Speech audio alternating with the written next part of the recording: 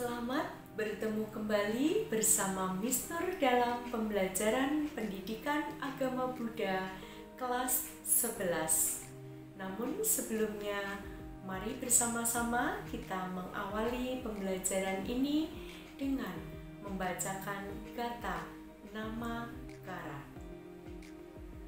Arahang Sama Sambuddho Bhagawa Budang Bhagawatang Abiwademi Swakato Bhagawata Dhammo Dhammang Nakmasami Supatipanno Bhagavato Sawaka Sangho Sanghang Nakmami. Terima kasih. Baik, pada pertemuan kali ini kita akan melanjutkan pembahasan tentang agama Buddha dan pelestarian lingkungan. Dan ini merupakan pertemuan akhir kita sebelum kita review menuju pada penilaian akhir semester. Baik, pada pertemuan yang lalu kita sudah membahas tentang kesaling tergantungan antara makhluk hidup dengan lingkungannya dan juga membahas tentang permasalahan-permasalahan tentang lingkungan. Maka kali ini kita lanjutkan materi kita tentang pendekatan agama Buddha terhadap lingkungan.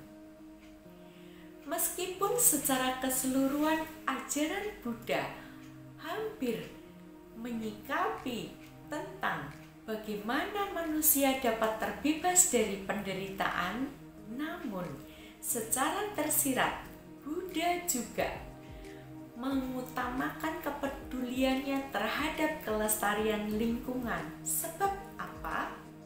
Lingkungan merupakan tempat hidup bagi manusia dan juga habitat-habitat yang lainnya. Buddha melihat bahwa setiap proses, setiap kehidupan itu mengalami suatu ciri khas, yaitu mengalami perubahan. Buddha juga mengajarkan kepada kita bahwa kita harus menghargai hewan dan juga alam. Ketika seseorang tidak lagi menghargai hewan dan juga alam, maka imbasnya adalah kerugian bagi diri kita sendiri. Buddha memahami bahwa penghargaan terhadap hewan dan alam sangatlah penting. Hal ini karena apa? Karena dengan memahami, menghargai hewan dan juga alam, sama halnya kita menjaga ekosistem. Lalu, bagaimana umat Buddha menghargai hewan dan juga alam? Umat Buddha menghargai hewan dan juga alam yaitu dengan cara mengembangkan ajaran cinta kasih dan welas asih yang telah diajarkan oleh Buddha. Bentuk kepedulian Buddha terhadap lingkungan alam juga beliau tunjukkan dengan cara menetapkan larangan bagi para biku untuk tidak merusak tanaman ataupun mengotori lingkungan.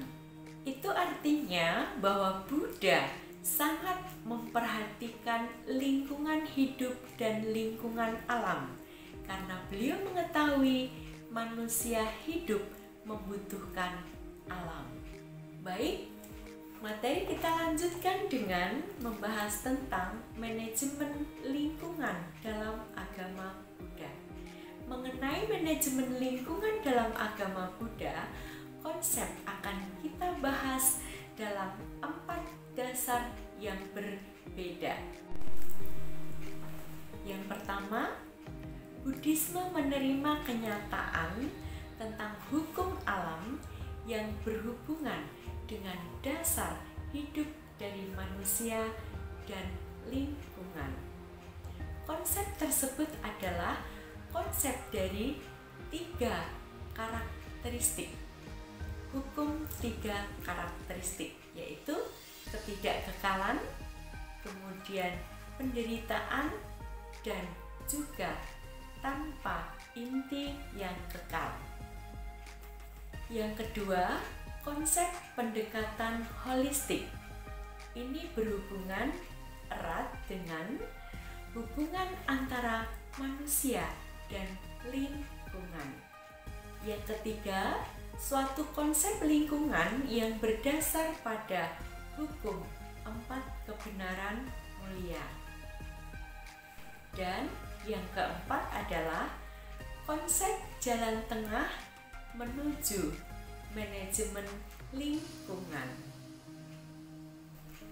Dan pembahasan kita yang terakhir adalah tentang kesadaran terhadap lingkungan hidup atau mengembangkan kesadaran terhadap lingkungan hidup.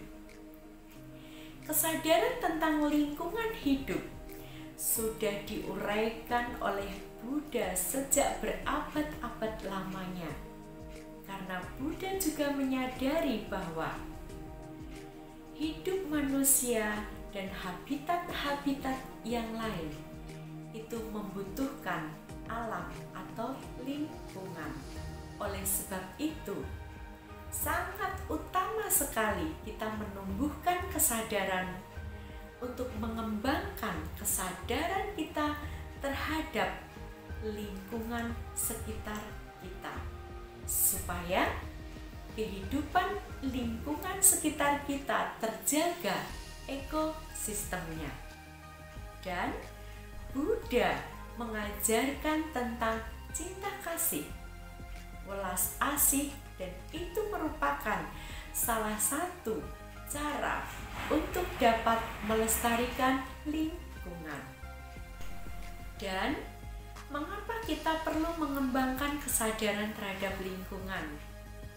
Karena ketamakan yang terjadi pada saat ini, tamakan dari para manusia-manusia yang memiliki keserakahan dan merasa tidak puas terhadap apa yang sudah dimiliki, mengakibatkan tindakan-tindakan yang tidak terpuji, tindakan-tindakan mengeksploitasi alam atau lingkungan demi keuntungan dan kebahagiaan secara pribadi. Oleh sebab itu, sangatlah penting kita mengembangkan kebijaksanaan kita, mengembangkan perhatian kita terhadap lingkungan sekitar kita. Karena hidup selaras seimbang dengan alam itu sangatlah penting. Kita bernapas dari alam, dan kita sadari maupun tidak kita sadari, itu jelas terjadi. Kita menghirup oksigen itu dihasilkan dari alam, dari pohon-pohon yang ada di lingkungan sekitar kita. Oleh sebab itu, mari bersama-sama kita menjaga lingkungan sekitar kita.